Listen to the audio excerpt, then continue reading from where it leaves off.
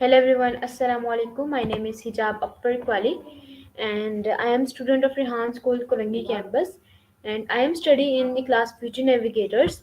So today we have the very honorable and grateful guest whose name is Sir Dan Ullin. So let's go and about himself and about him life journey. So hello sir, how are you? I'm very well, Hijab. Thank you for having me.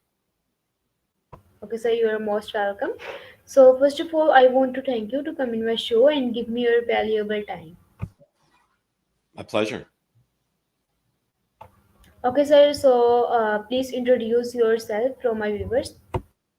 Absolutely. So my name's Dan Ullin. I live in Los Angeles, California, and I'm the founder and CEO of a company called Elite Student Coach. It is a one-to-one exclusive mentorship program for exceptional college and grad school bound kids. And I help young people around the world go from, as I said, exceptional to unstoppable, not only in school, but in work and life as well. It's my life's mission, and I love what I do. That's awesome. Thank you for your answer. You're welcome. So, my first question from you: what motivated you to join Panasonic? Great question. So Panasonic was actually my second job out of college. My first job out of college, I graduated from the University of Pennsylvania, where I studied creative writing. That was my focus, and I did a ton of writing there. And I still do. I love writing.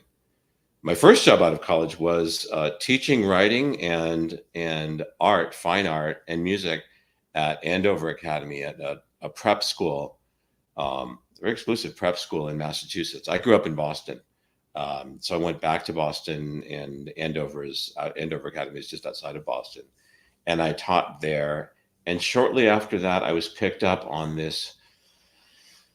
It was a research fellowship to go to Osaka, Japan, on a joint venture between Panasonic and the Japanese Department of Education, the Monbusho, which is the Japanese Ministry of Education. And Panasonic and the Monbusho had started this initiative together to bring over two Americans, um, myself, and actually it turned out a woman I knew from Boston from childhood, to help refine the English language teaching materials for all of the Japanese high schools. And that's why I went to Japan. I spoke some other languages, but I did not speak Japanese. I went thinking, well, this will be fun. I'll go for a few months, and I ended up staying in Japan in Japan for 4 years and loved it. It's very much a second home to me right now, and it's part of the reason that I'm expanding my business into other parts of the world, Asia, and now Pakistan, which I've really fallen in love with. Made my first visit to Pakistan in January for Future Fest, and I'll be back in Karachi next month, actually a month from now.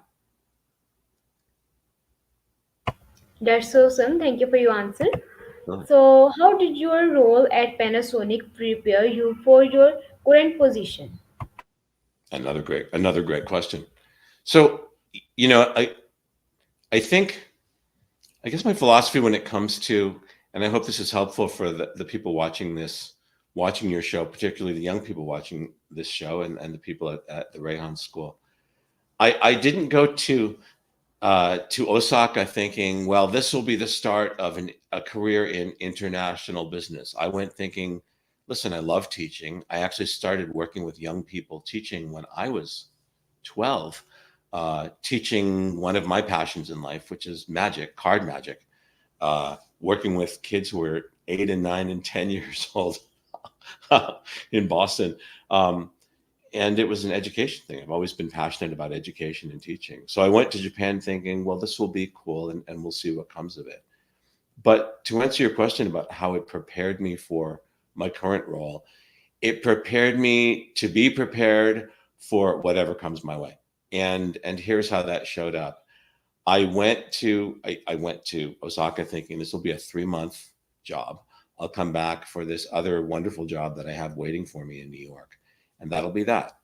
But after I arrived in Osaka in the 80s, not speaking a word of Japanese, nobody in Osaka, very few people spoke any English, so I had to learn Japanese, and I did. and I love languages. And I think the best way to learn anything, particularly languages, is to just make a lot of mistakes. Throw yourself into the deep end of the pool, swim around, and make as many mistakes as you can. And that's what I did.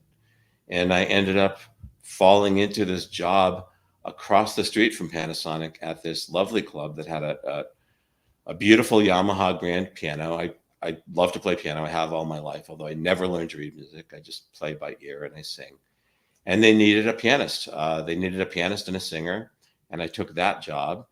And that job led to a job at Epson, writing, doing copywriting there, writing copy for them. And that job, after 2 years in Osaka, led to a job in Tokyo for another 2 years as the first American at a giant Japanese company, Marubeni, which had been around for several hundred years. So that's the answer to the question. You know, going to Panasonic led to a job, one job that led to something else, and that led to something else. And I fell into this international business education uh, career. So one thing leads to another, and I guess the lesson there is always be always be open to new possibilities. That's what happened to me, and hopefully that's helpful to you. Good job as the very professional person running this show, and to the people watching your show today.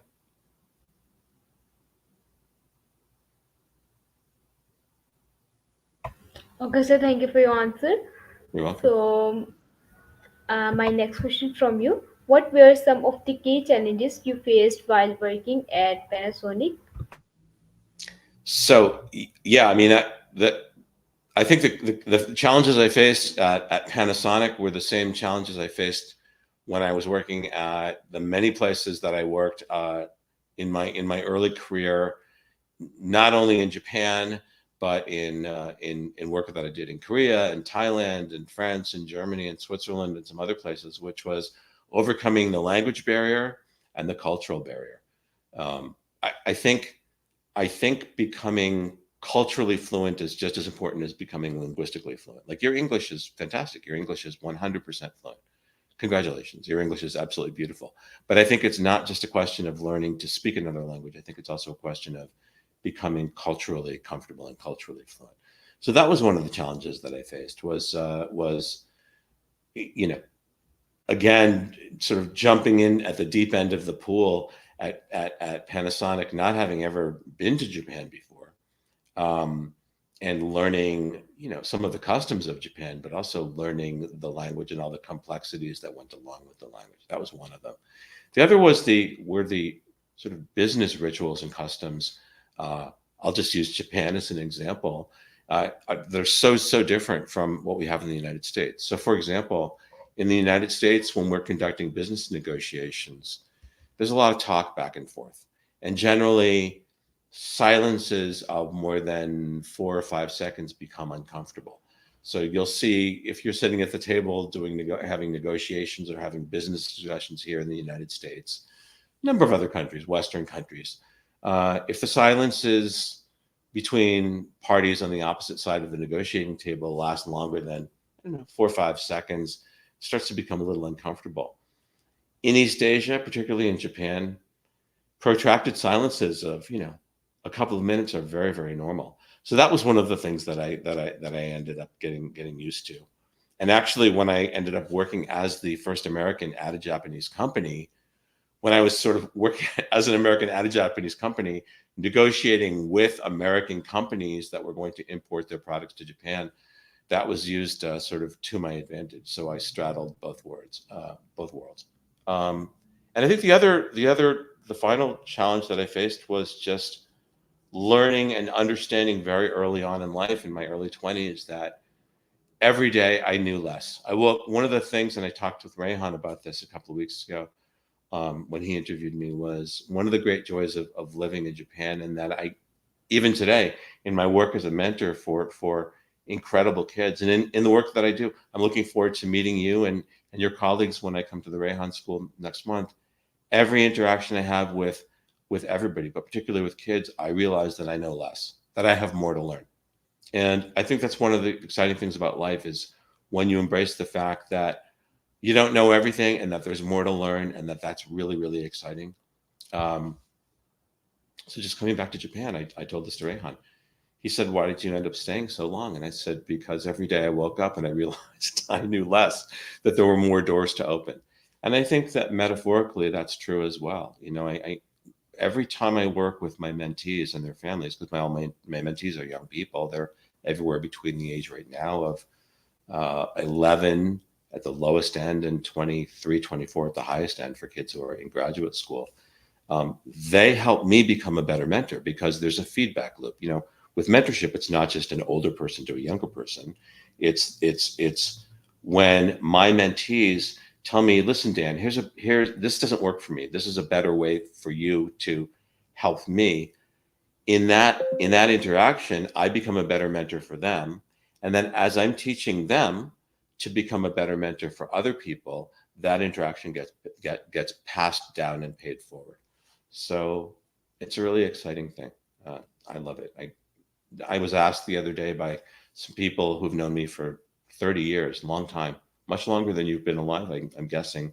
Hey, Dan, when are you going to retire? And I said, I'm never going to retire. Why would I retire? I'm having so much fun right now.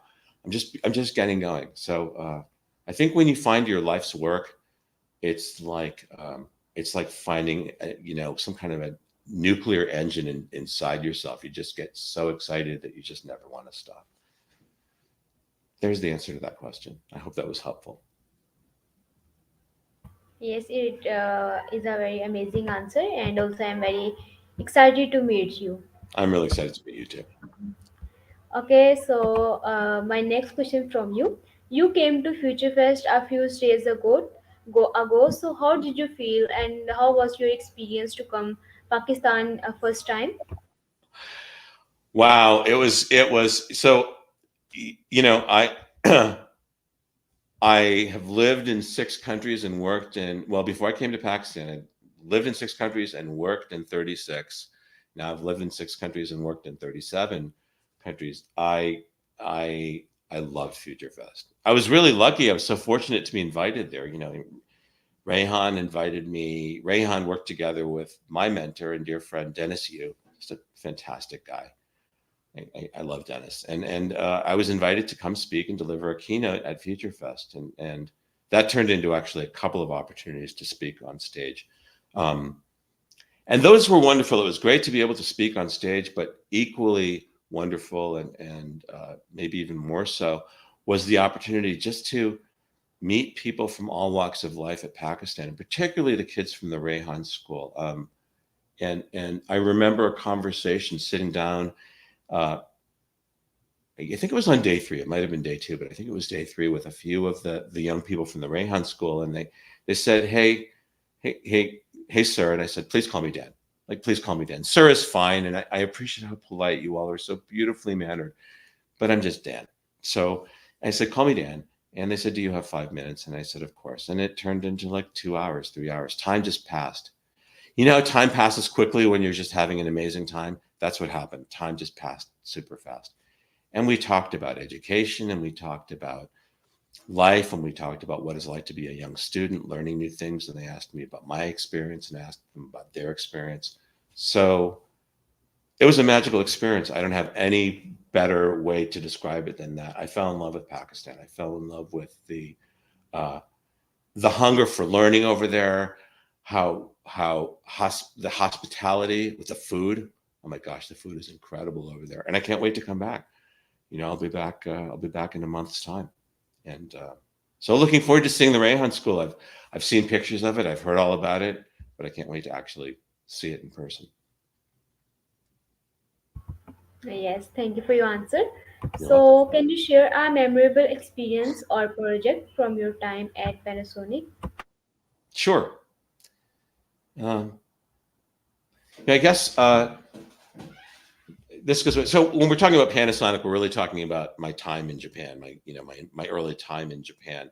Uh, I think when I got there, this is probably my first um, profound memory of arriving in Japan. I didn't speak any Japanese. I was told you don't need to learn Japanese to work for this job. It's going to be entirely in English. And so I went, and I love languages. I grew up studying and speaking French, and I just like languages. And I think the reason I like languages is I'm not afraid of making those mistakes. You know, I think here in the United States, we're taught minimize your mistakes, and that's okay. But the only way to learn a language, and really anything, is you have to make a lot of mistakes. And if you reframe those mistakes as learning opportunities, it's great. You know, I mean, your English is beautiful. It's perfect. But did you speak perfect English the first time? This is a question to you, Hijab. Did you speak perfect English the first day that you studied? A little bit, but not properly. Well, it takes a little while, right? How boring life would be if every time we did something, it was perfect on day one. No, you iterate your way to awesome, as another friend and mentor says, and I think he says it beautifully. It's little bit by little bit. So I think on day 2 or 3 of my being in Japan, I realized I better learn some Japanese. Like, I don't want to just point at plastic food in windows and rub my belly, and it I had a lot of low dignity moments. Um, so I jumped in and I learned it. And people will tell you Japanese is a very difficult language. It's actually fairly easy to pronounce. Grammatically, it's difficult, but relative to what? Uh, had I started in Tokyo, I probably would not have learned it as quickly because there are a lot of English speakers in Tokyo. But at the time in Osaka the fall of 1983, there were almost no English speakers, and the few other Americans and Europeans who were there, they all had girlfriends or boyfriends or other people who would just translate for them, and I didn't want to do that. I wanted to learn it, so I did.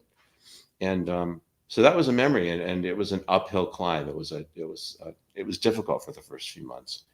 And I just remember a lot of people like laughing at how terrible my Japanese was. And I just remember laughing along with it. But after a while, I remember getting to that point after about a year and a half, where somebody turned to me and they said, like, your Japanese is getting really good. And that wasn't my objective. My objective was not for my Japanese to get good. It was just for me to feel comfortable there.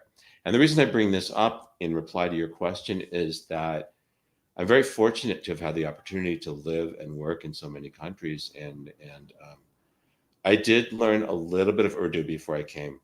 I'll admit, I did learn a little bit of Urdu before I came to Pakistan, and it was terrible, absolutely terrible. And a couple of people told me, Dan, your Urdu is absolutely horrible.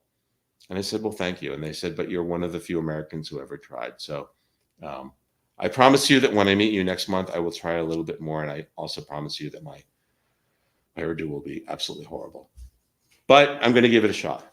So I think when you travel internationally and when you live internationally and when you have experiences with people who are different from you, you just have to lean into the things that are comfortable and wonderful, and you also have to lean into the things that are unfamiliar and difficult, and just enjoy the ride.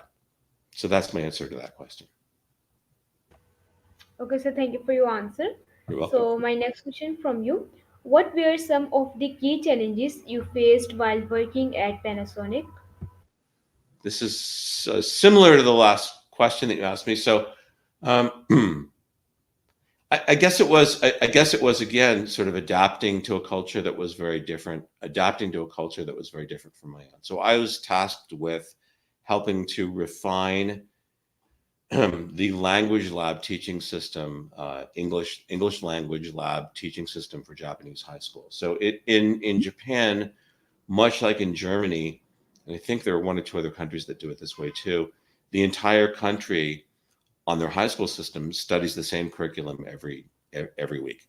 So here in the United States, different high school systems in different states have different things they're studying every week. But in Japan and Germany, and I can't remember the other countries, if you go to a high school, say Japan, in Hokkaido or something in Kyushu or in Tokyo or Osaka or Nagoya, they're studying exactly that same subject every week, which is fantastic strategy when you think about it, because it really creates a sort of a uniform way of studying a subject, if you believe in that kind of a system, and it does work there.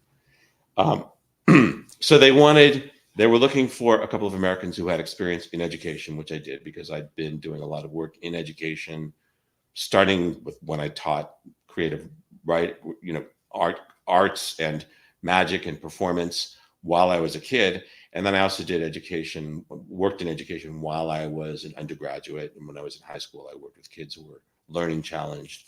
I worked with blind students, reading to them, reading and making recordings for them. I sub-matriculated into the Graduate School of Education while I was at Penn and took a couple of grad school level courses in education. Then I was always fascinated with education, and everything in my life, even when I was doing marketing on my own, I had my own agency and I was doing corporate marketing. The focus was always on education. When I went back to get a master's in clinical psychology and worked with kids, the focus was always on education. But coming back to Panasonic, I think the challenge was, wow, this is very in line with what I want to do, and it's also different from what I expected it was going to be. So there came a point where the job that I'd been offered in New York, after I'd been in Osaka for 3 or 4 months, they called and they said, "Are you going to come back and take this job? Because we're holding it for you for 3 months, but we can't hold it much longer." And I remember everybody saying, "You have to come back. It's such a great job in New York at this public relations agency. It was a fantastic job." And I remember saying, "Yeah, I'm not going to, I thank you so much for holding the job for me. I think I'm going to stay in Japan. I have no idea what's going to come from it." I wasn't making very much money at all. I was barely getting by. I was, counting my yen every day to make sure that I had enough money for noodles, but I knew something would come of it. And I guess the key challenge, coming to your question, the key challenge that I faced at Panasonic was less about working at Panasonic than it was trusting my gut and saying to myself, while I don't know exactly what the next move is going to be from Panasonic, and while, yes, I have this job playing piano and singing in this club, and I barely have enough money to get by, I know something good is going to come of this. And I'm leaning into doing something different. And while that is scary for me, I have to trust that it's going to pay off. And it did. It paid off in a career that I love so much, and in which I'm constantly learning. That's awesome. Thank you for your answer. So, my next question from you: how did your experience at Panasonic shape your understanding of the global market? Yeah. Wow, these are all fantastic questions. So Panasonic, the job at Panasonic, which by the way, Panasonic in Japan, um, they're making some changes over there now, but at the time it was called National. So internationally, Panasonic was known as Panasonic, but in Japan, the brand name was National. So I was working for National and the Monbusho, which is the Japanese Ministry of Education, in a joint venture that they had at the time, specifically for this research fellowship. And then that led to a job in Tokyo 2 years later, as I said, to be the first American ever at a giant Japanese Sogo Shosha, which translates in English to trading company. And these are essentially import-export companies, really, really big companies. And I was the first American ever at this electronics trading division. It was quite an honor to be the first American ever at this company that was 250 years old. Little scary because I'd been living in Osaka, and then all of a sudden I'm up in giant Tokyo as the first white guy ever in a Japanese company, and but it was also fascinating. It was a thrill, and that job led to a job in Europe after 2 more years, because I was working with Marubeni, importing American and European software into the Japanese market, and then to a lesser degree into Korea and Taiwan. And then that job in Europe, along the way, I ended up getting an MBA that led to a job again in Europe for the same company, American company, where I worked in Japan. I lived in France. I lived in Paris. I lived in Zurich. I lived in Germany, in Heidelberg, opened up offices for them in a couple of other countries, and worked in 22, 23 countries at the time. And then expanded that, to 30 something countries. So one thing led to another. And so that's how I ended up becoming a global player, and becoming fascinated in how different cultures are, and how in some ways the same they are. It's all about forging connections. And you'll read these books about, here's how Americans do business, or here's how business is done in Pakistan, or here's how business is done in France. Yes, there are definitely customs that vary by by country, country to country, and region by region. But ultimately, people want to do business with and um, have business relationships with people whom they like and whom they trust. And it's about forging relationships. And very often, most of the time, at least for me, forging relationships is about asking questions and getting interested in other people. And yes, while you do want to sell your services or you want to sell your company's services, if you're selling software, you're selling services like the services you young people at Rayon School are providing. If the people on the receiving end don't understand you and don't like you and don't trust you and don't feel that you like or understand or trust them, it's not going to be a solid relationship. So it's that know, like, and trust factor. And I think that's the thing that helped me achieve success. Was not being transactional. Was what instead of being transactional and looking to do the deal, seeking to understand and learn more about them. So I'll give you an example. Here in the United States, one of the most common questions people have for one another when they first meet is, "Oh, hey, Sam, it's nice to meet you. Tell me, what is it that you do?" Okay. It seems like a natural question. What do you do for a living? If you ask that question in many parts of Europe, they will consider that very rude. It's considered very intrusive. You don't ask somebody what they do. It may come later on. You can ask them about their life. What are you interested in? What things do you like? So these are the kinds of things that until you've lived and worked in other countries, you don't understand. There's other parts of the world in which, like, again, here in the United States, another question you would ask somebody is, how's your family? How's your family doing? Well, there are other parts of the world in which when you ask somebody about how their family is, that's considered very, very rude. And you you don't get you don't really understand those things until you've been in other countries. And look, I mean, I, I've been around the world. I've worked in a lot of places. I'm still learning. I still make mistakes, and when I make mistakes, I'm the first person to apologize and tell me, look, explain to me how can I better relate to you. So Panasonic, working in Osaka at the time helped prepare me for the unknown. And I guess the best advice I can give and the best observation I have on that one is lean into the unfamiliar and the things that terrify you the most and embrace them and learn from them and have a sense of humor about them. There's a lot of power in humor. And I think we live in a world in which there's so much anxiety and pressure to be perfect and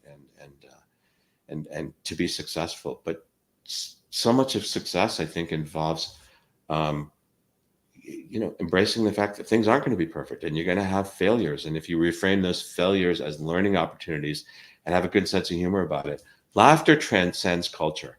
If you're laughing, it doesn't matter if you're speaking the same language or not. It's like music. You're having a great time with somebody and you're building that relationship. Most communication is nonverbal. It's underneath. It's underneath. So when people look into one another's eyes from different cultures and they can laugh together, they can make music together, they can forge that relationship, other things fall into place from there. They can do business together, they can have friendships, they can forge it from there. But it has to start with that basis of trust and understanding and building bridges. And I think working at Panasonic and going to Japan when I was 22 years old, that's what started it off for me. Okay, thank you for your answer and thank you for your valuable time. It was a wonderful interview, and also I learned a lot from this interview about Panasonic. Thank you so much again. And I learned a lot. I learned a lot from the way that you asked your questions. You're an extraordinary interviewer, and and every exchange that I have, every interaction I have with the young people from Rayhan's school, you included hijab. I learned more about how to be a better interviewee. Yes, how and I'll just make this comment. I think what you all are doing with these interviews is so extraordinary because interviewing other people, in my opinion, interviewing other people is the best way to learn how to build relationships, how to communicate. It's also the best way to learn how to be interviewed. Because at some point, you're going to be interviewed on television shows, by magazines, by employers. When you sell your company or you build your company, you're going to be interviewed by other people. So what you're doing right now is, boy, I wish I had learned to do what you're doing right now when I was your age instead of when I was in my 20s and 30s. So as I said in the last interview, inshallah, I hope we get to meet when I'm in Karachi next month. And I thank you so much for your Inshallah. time and for the opportunity to be here today. Okay. Thank you so much. Bye, Bye everybody. bye.